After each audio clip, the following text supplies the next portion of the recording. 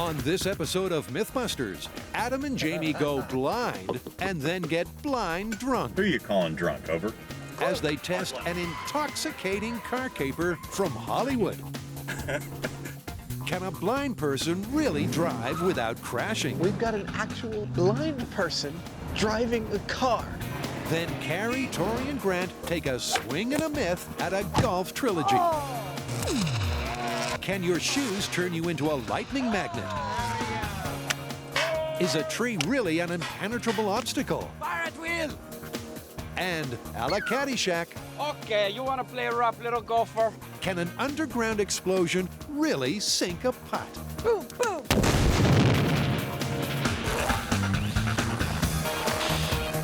Who are the Mythbusters? Adam Savage I can't believe that this is my job. and Jamie Hyneman. That's kind of intense. Between them, more than 30 years of special effects experience. Whoa! Joining them, We killed the ninja! Tori Belleci, All right, what's the plan? Grant Imahara, We're gonna be meat waffles, man. and Carrie Byron. Explosives and electricity. They don't just tell the myths, they put them to the test.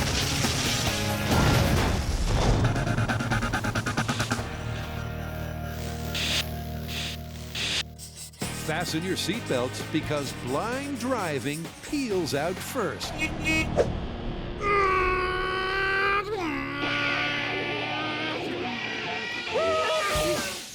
What are you doing? I'm driving blind. Why? Because it's our next myth. Oh, you mean like in The Scent of a Woman? It's like you're freaking psychic. That's awesome. Yes, where Al Pacino's character, who is blind, is able to drive a sports car by being given instructions from his passenger. That's what we're going to test. Hoo-ah! In Scent of a Woman, a blind driver takes a sports car for a high-speed spin. By responding to turn-by-turn instructions from his terrified, sighted passenger, they pull off the seemingly impossible. But can such teamwork really work?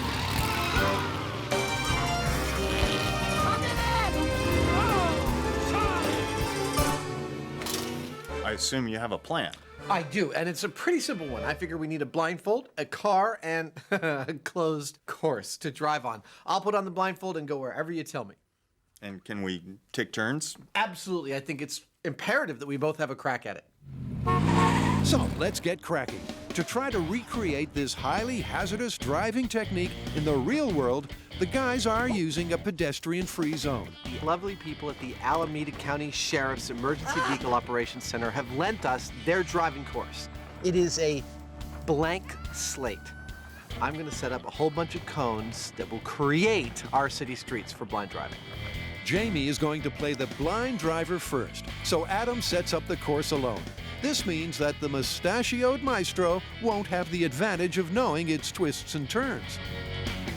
In setting up the course for our blind driver, I've tried to add all the obstacles that we see in the movie. So I'm starting out with a nice long get your bearings kind of straightaway. That also includes a sharp left-hand turn. Right after that, I've got a second sharp left-hand turn. And I've included an obstacle for Jamie to swerve around. This ought to be all the challenges we need for our blind driver.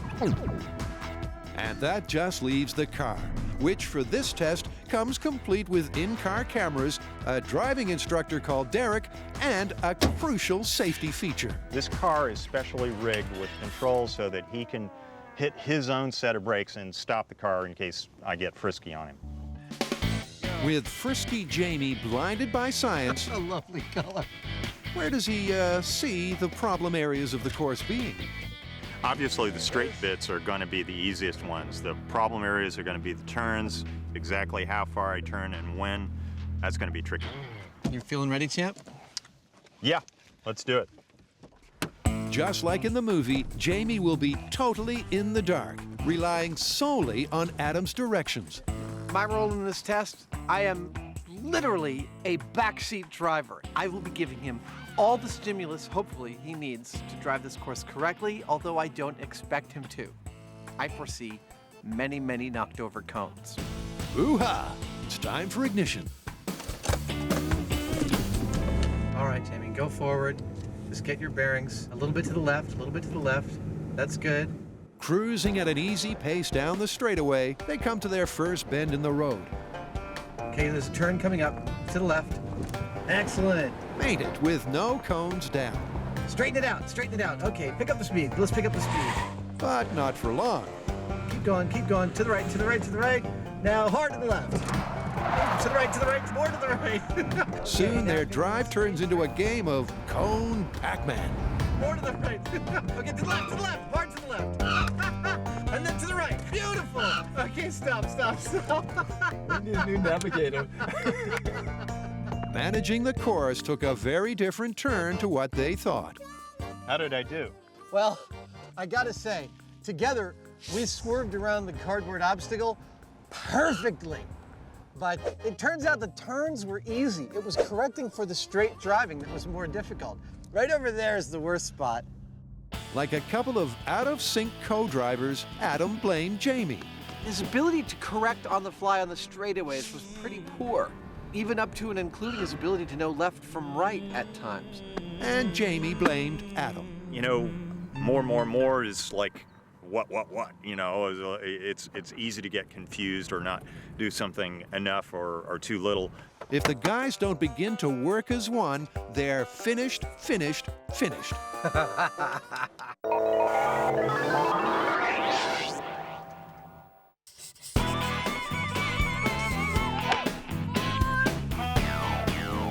So Grant, what's with the sweater? Did you retire? No, I'm not retiring yet. I'm merely appropriately dressed for our next series of myths. Is the next series of myths about fashion disasters? No. With over 60 million golfers around the world, it's no surprise that the website's been inundated with requests to do myths about golf. The first one is that a tree is 90% air. Yeah, I've heard that one. And a lot of golfers say if your ball gets stuck behind a tree, instead of shooting around the tree, it's better to shoot through it because you have a 90% chance of getting through because it's 90% air. Great. So all we need is a bucket of balls, some golf clubs, camp out behind a tree, see how many we hit through. Sounds good to me. From a distance, a tree may look like a solid, impenetrable object. But up close, there's a huge amount of space between its leaves. So huge that some golfers think you have a 90% chance of swinging clean through. To find out if this myth is all hot air, Team Tee-Off travels to one of the most famous golf courses in the world. All right, let's do this. Starting to feel a little underdressed. Where better to come than world-famous Pebble Beach? I mean, this is where Jack Nicklaus and Tiger Woods played, and now they're gonna let us play? Yeah, I'm not sure they've seen the show. But with a world-class golf course, check. Some top-rate golf outfits, check. Now, the team just needs a tree. And this should do. You know, the tree that we picked, it's a very average tree, and it's the kind of tree that you would try to play through, because when you look at it, you see that there is enough light, so you're thinking, I could get through this and actually play through to the next hole. So, what's the plan, Tiger? So to begin our initial research into this myth, we're each going to hit 10 golf balls into the tree and see if we can make it through. And if 9 of those 10 do sail through, it's myth confirmed. Having played golf since high school, Tori's going to tee off first. That thing is I find myself in this situation quite often when I'm playing golf. First shot went like a shot, straight through the foliage. Look at that. Nice one. See, normally I would have to shoot out into the fairway. 1 for 1. I just cut the corner. But shot 2 stops dead in its tracks. I'm gonna have to say that one didn't make it through the tree. So it's 1 apiece after 2. And after a montage of the other 8 balls, what's the final score? So far, the score is 6 made it through, 2 went wacky, and 2 came back at us. In other words, for Tori, the tree was 60% air. Can Carrie do any better? So you want to stand there? No. Carrie quickly learns that in golf, no matter how bad your last shot was, Oh! God. your worst is yet to come. Oh, no. Of Carrie's 10, only 1 ball went towards the tree, and that was along the ground. But she's still better than Grant. Strike one. Yeah, Grant. In golf speed, swinging and missing the ball is known as a whiff. So, his aim positively stinks. Maybe you should take up tennis. So far, our threesome has dug up plenty of dirt. But nearing a conclusion, they ain't. Okay, well, this was not very scientific. Out of 30 balls, how many of them actually counted? Yeah, not many. You know, we're gonna have to figure out a way to get these balls to go at a consistent speed, and we're gonna need to aim it at the tree so that way we get a good test. The team had better get a grip. To solve this myth, they still have a fair way to go. Let's try it again. Buckle up, because Adam and Jamie are on a movie-inspired collision course. Apparently, a few simple instructions and a blind person can drive with ease. So far, on a closed track with Jamie steering blindfolded and Adam navigating, Now, hard to the left. it was a mess of miscommunication. Okay, to the left, hard to the left. And then to the right. Okay, stop. Now, to swap places. Driving gear on. Okay, go ahead, Adam. They start out good, Doing good. Doing good. but it's not long before things go bad. Brake hard left. Too hard. Straighten it out. If they were on a real street, Adam would now be up over the sidewalk Hard left. Straighten it out. More. and into the foyer of an office building. Right. Right. Left. Okay, stop. That was great. Was it? Man, you nailed that. Every single one of them. Apparently, I did great. And by great, I mean I drove appallingly. Just about like what I'd expect a blind person to drive like. Once again, Jamie believes Adam is at fault. Adam did pretty much exactly what you would think he would do as a blind driver. In other words, he was erratic. Subtle controls. Adam doesn't drive that way normally, and he doesn't drive that way blind. And Adam thinks Jamie is. Honestly, I feel like he gave up a little too quickly. Right. Oh, right. I could tell halfway through that he was kind of just like, left, right, you know. The blind driver theory is looking like it's on the road to being busted. But the guys did confirm one thing. There's no I in team. This is all about teamwork. It's not about the driver or the navigator. It's about how both of them are working together. They really have to get in sync for this to work. So, shall we take it to the max? We really need a blind guy. I totally agree. No one will believe this is plausible until we get an actual blind guy in the driver's seat.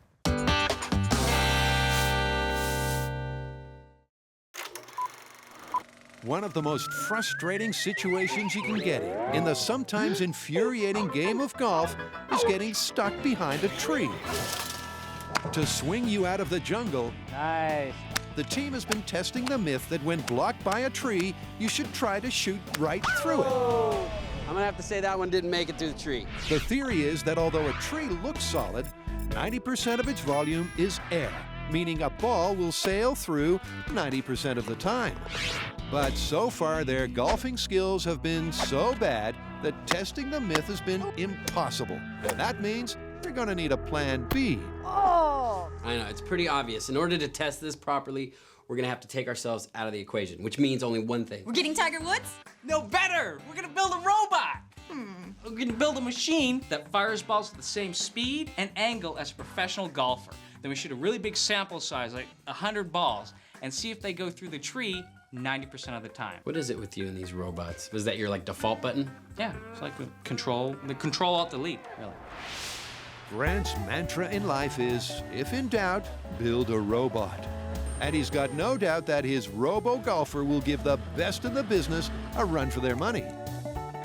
Not even Tiger Woods could shoot a golf ball in roughly the same area 100 times in a row, 200 times in a row to test this. So, I'm going to build a golf ball shooting cannon. Using compressed air, Grant hopes to shoot balls through the barrel at the same velocity as a proficient human golfer. And that's something they figured out earlier. Before they left Pebble Beach, the team met pro golfer Laird Small to precisely analyze his swing. How you doing? I'm Tori. Tori, welcome to Spyglass Hill and Pebble Beach. Glad you're here. Using the high-speed camera, they determined that when ball leaves club, it does so at around 150 miles an hour. So that's what Grant's aiming for. It makes it look so easy. Well, he is the pro. We don't want it to be superhuman to give it some advantage at getting through the tree. Time to test its oomph. Dialed in at 40 PSI. Here we go. In 3, 2, 1. And what do you know? The ball shot out at 150 miles per hour, just like the real deal. Now we know how to make foam cylinders. Armed with their machine and a serious amount of balls, the team heads back to the course for the 90% Air Invitational. I think that is our tree. So the myth is that a tree is 90% air, which theoretically gives you a 9 out of 10 chance of shooting through it and making it through. That's the theory, and to test it out, they're going to start with a tree-free control, like all good science golfers do. We want to see how the tree affects the distance of the ball. So we're going to shoot 100 balls without a tree in the way and 100 balls with the tree in the way and see how far they go. Fire at will. 3, 2, 1. Perfect drive. You're on the green. Not missing a single shot, Grant's machine skips years of aggravation trying to perfect the complexities of the backswing, downswing, and follow-through. Last ball, 100. All right. Your cannon's shooting like a real golfer. A little hook to the left. A little slice to the right. Their control test is complete. Without the tree impeding their flight, most of the yellow balls landed 500 feet away. Now to see how far they go with the tree in the way. This time, they're using pink balls. So for this myth, which is that the tree is 90% air, what we'll be looking for is 90 of the pink balls will be at the same distance as the yellow balls. But there's a twist. Having assessed his competition from the sidelines, Tori is also going to pit himself against Grant's robot using blue balls. So, what are his chances? Come on, it's Grant's robot. It's got consistency. He could make that exact. I mean, I don't really think that Tori has a chance. There's only one way to find out. Here we go. In 3, 2, 1. It's man against machine in the ultimate golfing challenge. Each are firing 100 balls into the tree, but how many will sail clean through? Will it be the 90% that this myth needs? That's 100 balls. Test complete. Oh my gosh. Now to tally up who won, Tori, the machine, or the tree.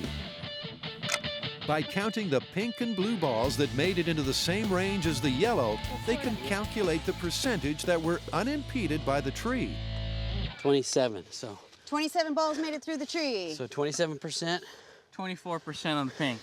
Wow. So that's about a quarter of the balls made it through. That's not 90% air right there. No, it's not. With such a low percentage of balls making it through the tree, for proponents of the myth, Carrie's got some bad news. Now, the myth says that the tree's 90% air. That should be 90% of the balls. That was only 25% of the balls. That means this myth is busted. Hate to say it, but I beat the machine. He did. You beat the machine. You beat the machine. You're better than a robot.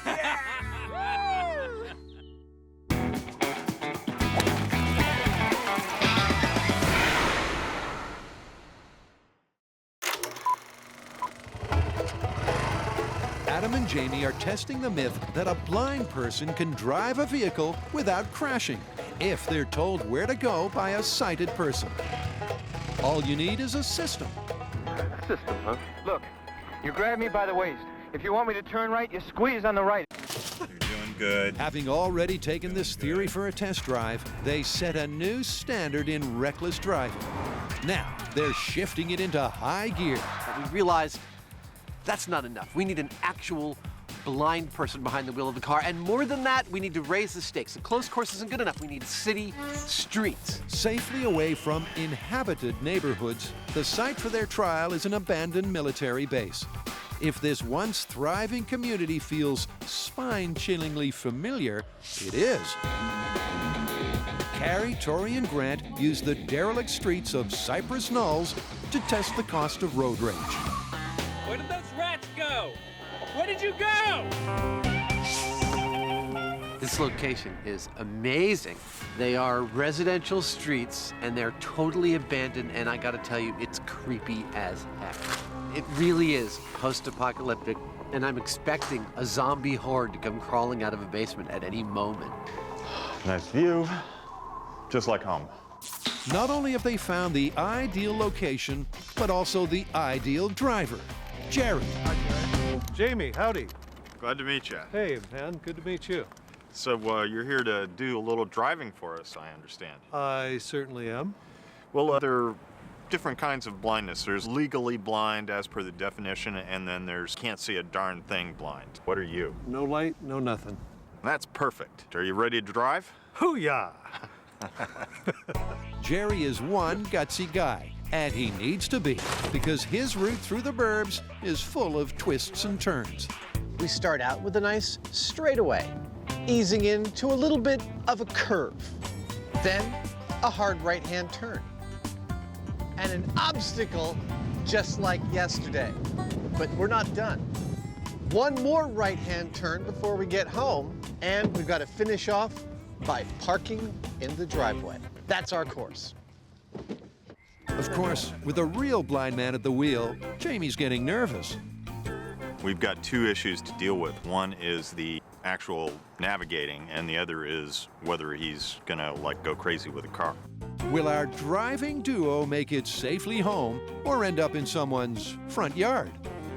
It's like it's the blind leading the bald now, isn't it? Yeah, there we very go. funny. You have fun now.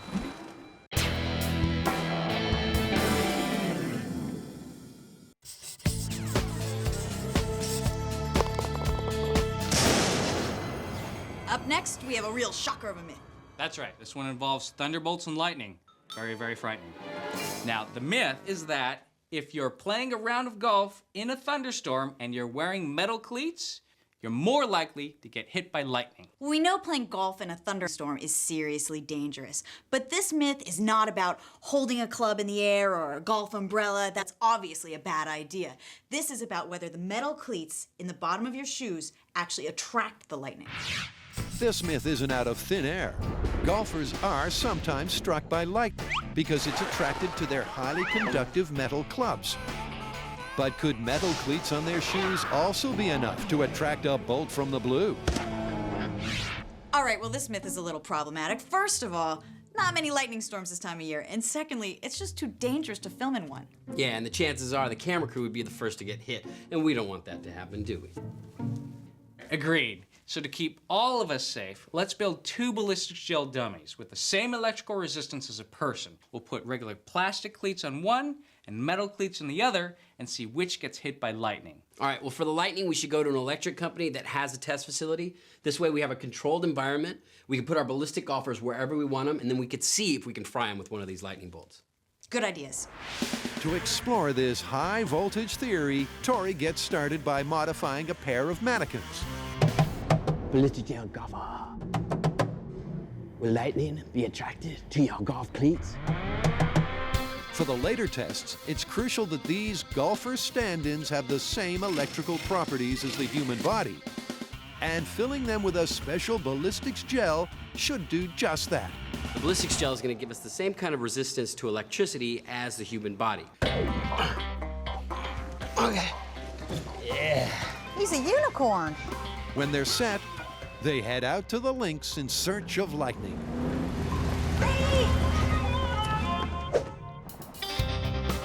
The PG&E Technology Center is one of the Mythbusters' favorite playing grounds.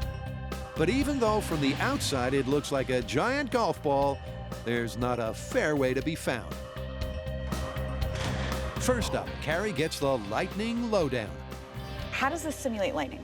This uses a generator back in the shed back there and creates very, very high voltage electricity that comes through a ball over there and it goes to a ground. Because lightning is no laughing matter, here's an important safety message. Even our crews who are specially trained to work in extremely hazardous conditions know that when the lightning's coming, they need to seek shelter immediately, and everybody else should do the same thing. This is our lightning source, so we need to set up our golfers equidistant from this source. And then we dress our golfer dummies, one with plastic cleats, one with metal cleats, and see where the lightning strikes. This is gonna be fun. First, they need to lay out some groundwork. So what we're trying to do here is simulate a golf course. That's why we have this. It's a copper plane, and we have a clamp. We're gonna connect the clamp to the copper plane, and that's gonna be connected to the ground of the facility. And that will give us that electrical earth simulation that we need to conduct this test. Then, because there's nothing like the feel of fresh green turf underfoot, they lay out some sod. It's a golf course. Sweet. Next, You guys got any power around here? Tori removes the tops of the dummies' heads and soles of their feet, so when the lightning strikes, it will have a clear path to the ground. Time to get kitted up in appropriate attire. We want to give this myth the best possible chance of working, so we have found some leather-soled shoes with metal cleats. It's going to give us a best conduction path. Now, to be a really good comparison, we have our modern rubber-soled shoes with plastic cleats. And all laced up, they're ready to hit the green. Wow. All right. That's a well-attired golfer. Yeah, you know, I've never seen a golfer with just golf shoes. That would freak me out. Finally, they place both golfers the exact same distance from the lightning source. And this guy is at 46.5. Yeah! Great. Perfect's good enough for me. Oh no, it's starting to rain. Who will be struck out of the game first?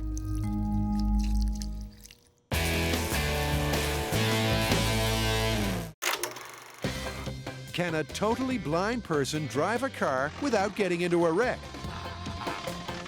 The theory is yes, if they do it as a two-man team with a sighted person navigating.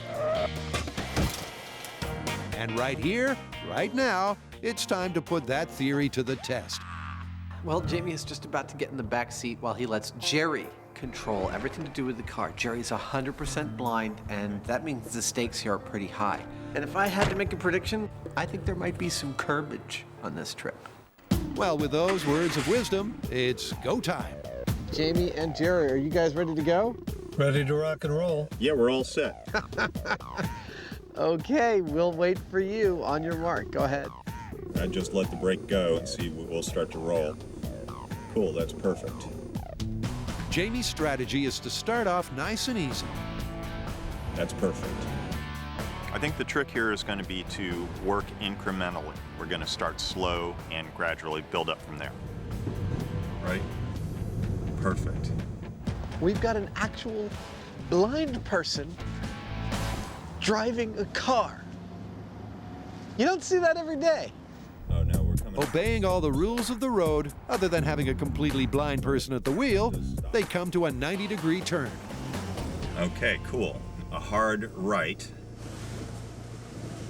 Straighten it out. And with that nailed, Jamie utters the words the insurance company doesn't want to hear. Give it a little gas. That's right, Jamie gets Jerry to put his foot down. More gas. That looks good. Okay.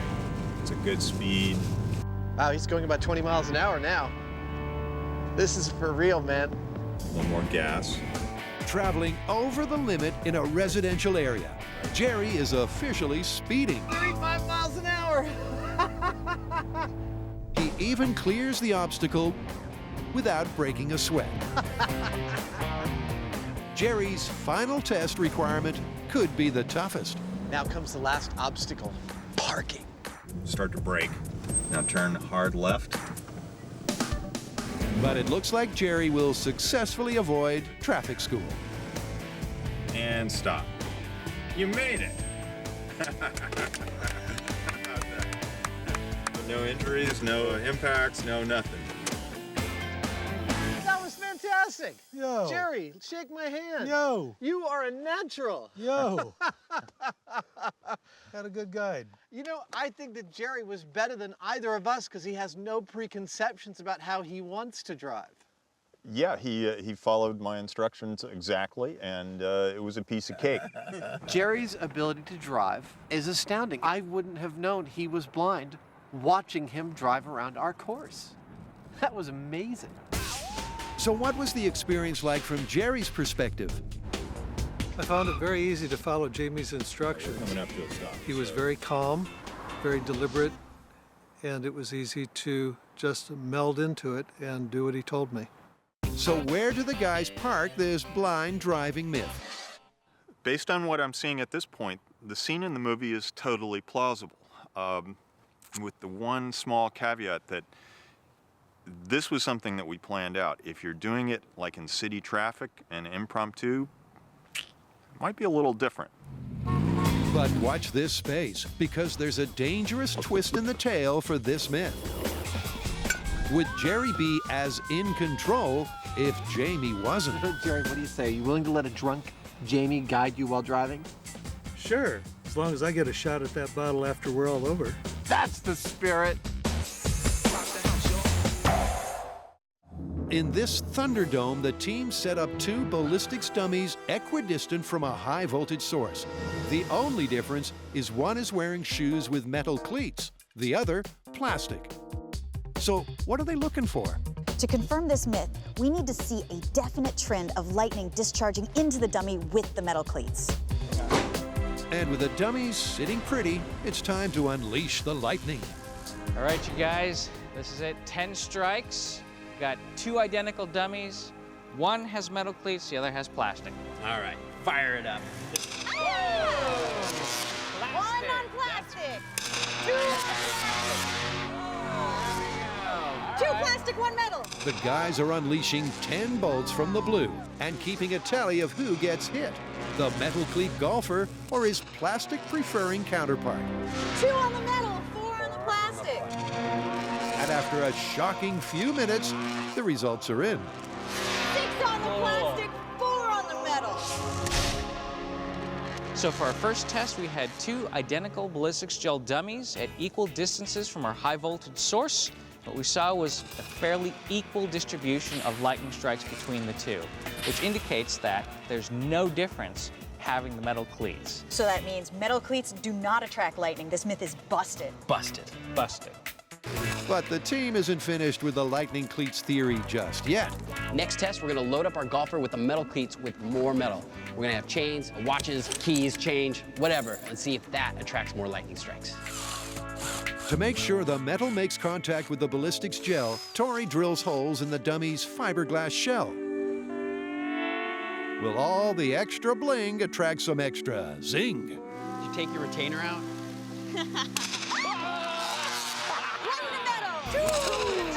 Their punk rock golfer sustains consecutive hits until this time 8 strikes went to the heavy metal golfer, but still 2 hit his plastic playing partner.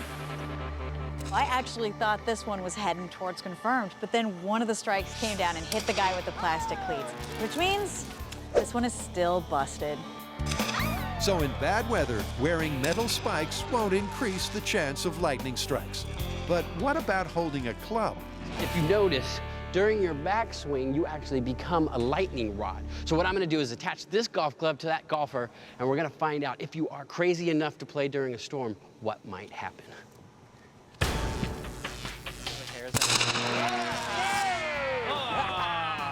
What a shocker! In less than a second, a single strike of lightning can heat the air to 60,000 degrees Fahrenheit. Our guy is literally melting under the pressure. Well, maybe that's why you're not supposed to play golf in a lightning storm. But you gotta hand it to him. He never loses his grip.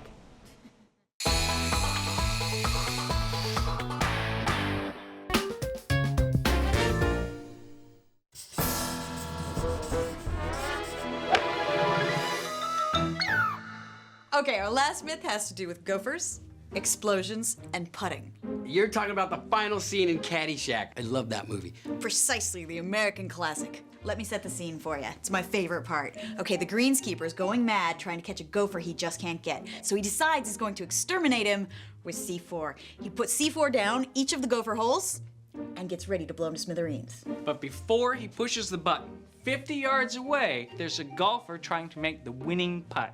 He hits the ball, but it catches just on the edge of the cup. And then the groundskeeper sets off the explosions with big bursts of fire, destroys half the golf course, and sinks the winning putt.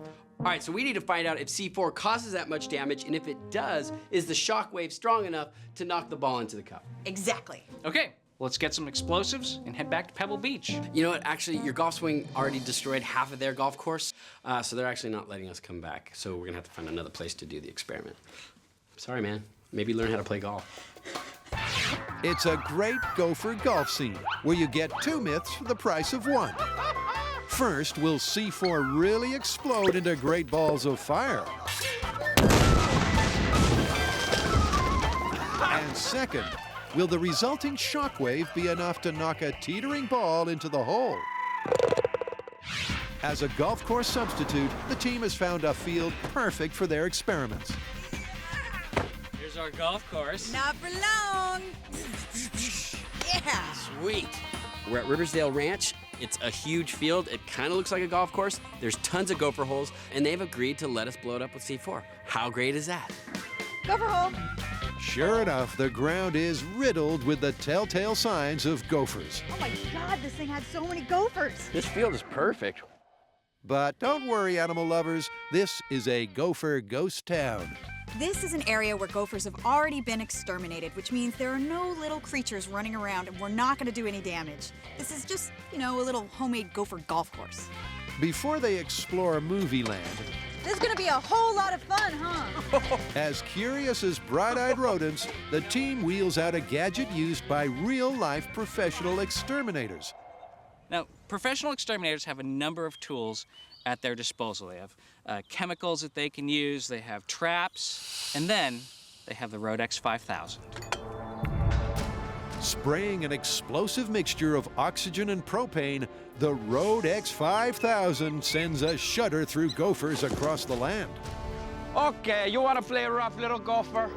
Tori inserts the nozzle of the rodent ridder at someone's former front door. But before they fire it up, Grant has a serious safety warning. It's good that we're all wearing pants. As they say, if the explosion comes back around you, it can blow the dirt right up your shorts. All right, stand back it is. All right, gassing up. The team carefully releases the combustible concoction into the burrow. Okay, you're at a minute. A lot of gas. And after letting it build up within the network of tunnels below, it's time for ignition. Okay, that's 2. Valve closed. This is Golf Gopher Test Commercial Gopher Exterminator in 3, 2, 1. Yeah! Wow! Dude, look at how much damage we did! Look at it, went all the way down. It followed the whole tunnel. That's awesome! Awesome, unless you're a gopher. But enough of real life. We've got 2 myths from the movie to bust. For this golf myth, we have 2 things to test. They come from the last scene in Caddyshack, which is an American icon, if you ask me. First of all, can C4 create the kind of explosions that they have happening in that last golf scene? And secondly, can the ground shake enough to drop that golf ball teetering on the edge of the hole into the hole? So 50 yards that way. Yep. All right. From closely watching the movie, they've calculated that it was about 50 yards from the explosive's detonation point to the golf ball. 50, right there. So they make a hole the same distance away and teeter a ball right on the lip. Nobody breathe. And that just leaves the explosives. Oh, look who's just blown in. Retired FBI agent Frank Doyle. Well, hello. How are ya? Good. Did you bring us the good stuff? I brought the really good stuff for today. Channeling a reach the end of his tether greenkeeper, Frank delicately places balls of C4 inside a series of gopher holes. And he's placing so much that Grant's very confident. Seeing the amount of C4 that we have out in this field, I think it's probably a 50-50 chance of the ball not going in the cup, but actually flying over the cup and across the field.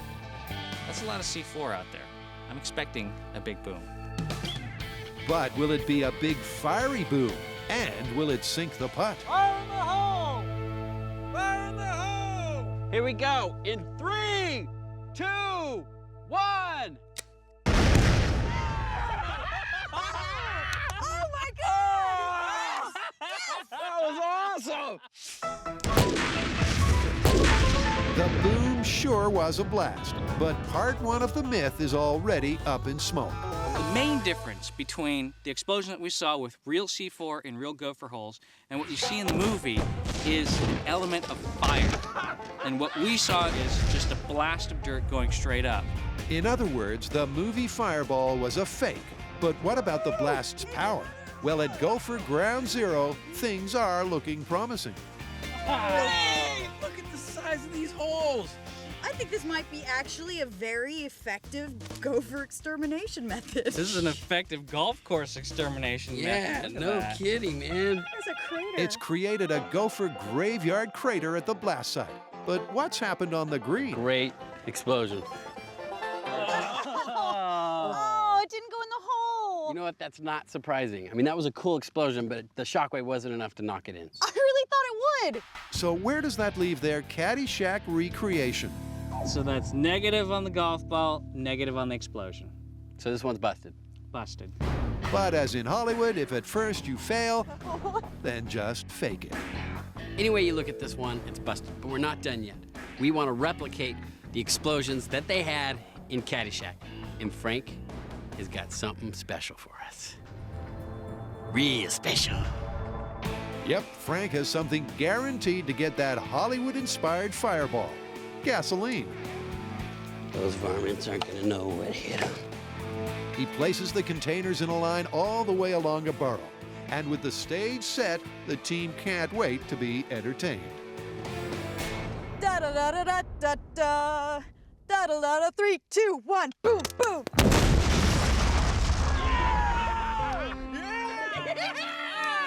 That's what you expect to see. At last, they get their money's worth. So they may not have achieved what they set out to do, but just like in the movies, they've all learned a valuable lesson. You know what? We showed that this one is totally busted, and we got a beautiful explosion at the same time. And we showed how exciting golf can really be. It is exciting without explosions. Sure it No, is. it's not.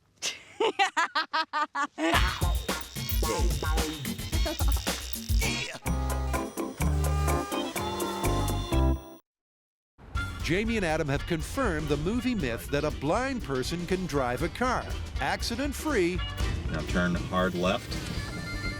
if a sighted person prompts them. You made it. But now they have an even more intoxicating real-world tale to try. So the story we have is that a blind man has actually been pulled over for driving a car, and the situation was that a friend of his got so drunk he asked the blind guy to drive for him. This story heralds from Europe, where police saw a car traveling on the wrong side of the road. They discovered the driver was blind and being directed by his intoxicated buddy. Testing this drive from the headlines, Jamie is designated intoxicated navigator and is already flushed in the face and a little frisky. He gets drunk not like anybody else I've ever met. His head gets red, he starts to giggle, but he doesn't say much. It's very peculiar.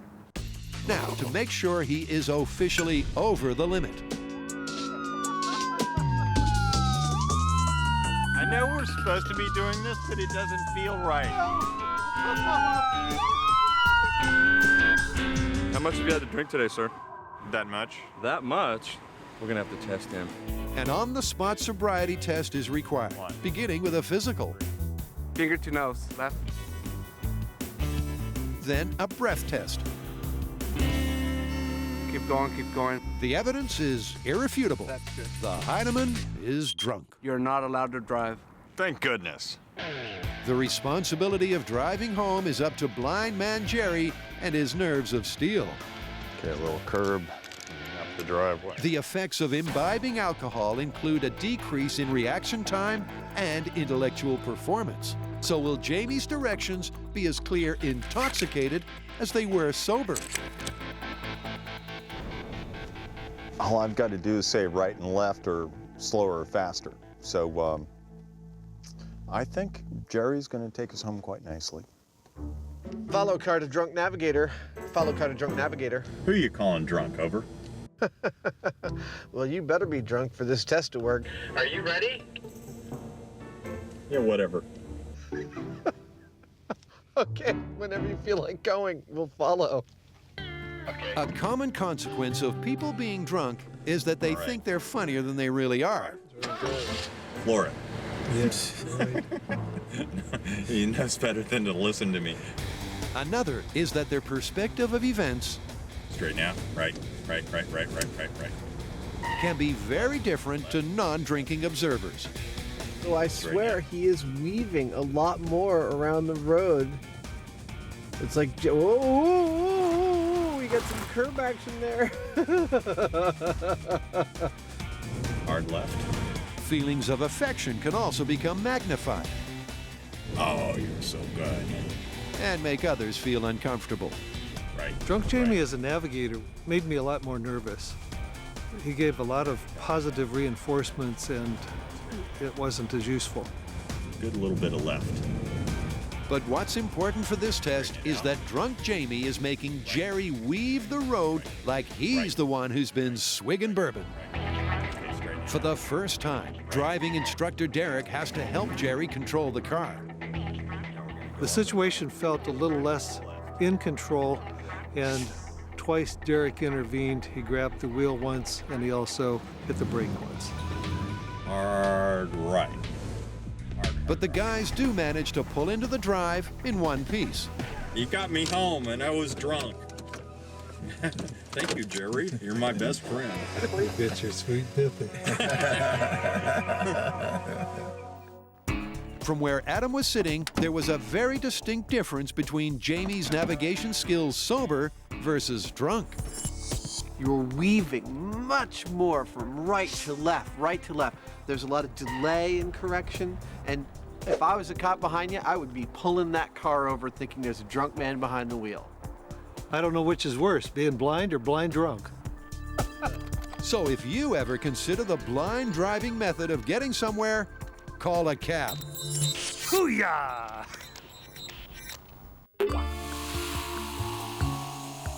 Can we stop doing these drinking myths? I don't feel so good. Okay, I'll do the heavy lifting in the wrap-up. I think you and I proved on the closed course that with a little practice, it is possible to drive while blindfolded as long as your instructions are competent. And our blind guy that we got, Jerry, actually turned out to be a great driver. He did, and that combined with the story we found of someone actually doing it, I'd say this one is totally confirmed. It's illegal, but you can do it. It's confirmed. You know what my favorite part of this whole story was? Was that after you got drunk, your instructions made Jerry drive as if he was drunk. I would have never called that. I thought I did pretty well. Yeah, but that's the whole point. You were actually drunk.